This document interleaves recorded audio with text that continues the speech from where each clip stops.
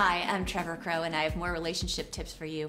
I have some don'ts for that special night, but if you're really interested in learning about the do's, be sure to click the special link because there's more information on do's. So I'm going to get going on my don'ts. Well, part of the do is setting the scene, and that's emotionally.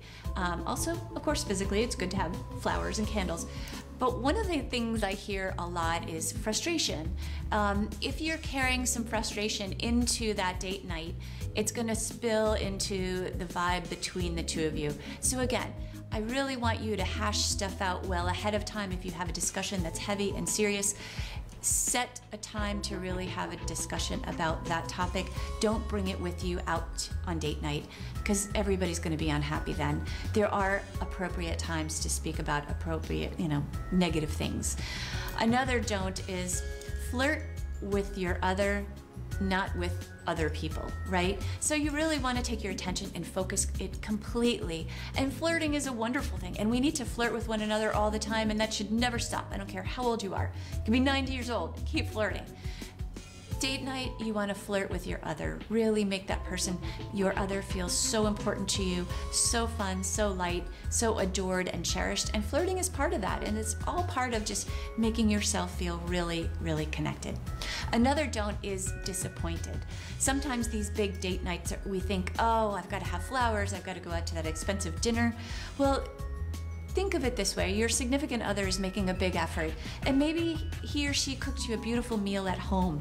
Maybe they did something kind of special and bought a box of chocolates or something that normally you don't eat, but they know that you like. So try to take a step back if you feel yourself getting disappointment and recognize that your other is making a real effort on your behalf and they're trying, and just sort of embrace and enjoy the fact that they're trying. Don't come on too strong. This is another don't. And when I say too strong, this could be overbearing or aggressive or kind of anxious, because you know what?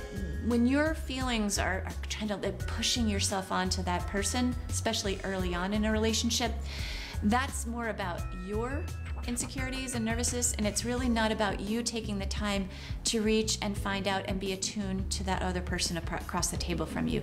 So coming across as being aggressive and overbearing is really a turnoff for your partner, and it means that you're really more thinking and concerned about yourself rather than your other.